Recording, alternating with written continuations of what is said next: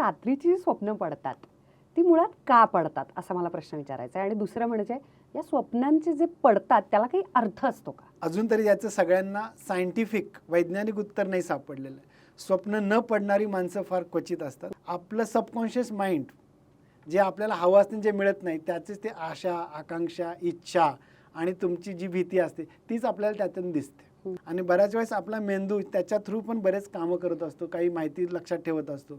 समजा तुम्हाला एखादा प्रश्न पडला त्याचं उत्तरच मिळत नाही आहे आणि तो तुमच्या डोक्यात घोळत राहतो आणि जेव्हा तुम्ही झोपता आणि सकाळी तुम्हाला त्याचं उत्तर मिळून जातं. काही गणितं सुटली जातात. मला हा दृष्टांत झाला, तो दृष्टांत झाला असं आपण बऱ्याच वेळेस ऐकतो. पुराणात कथा आहेत, हे आहेत.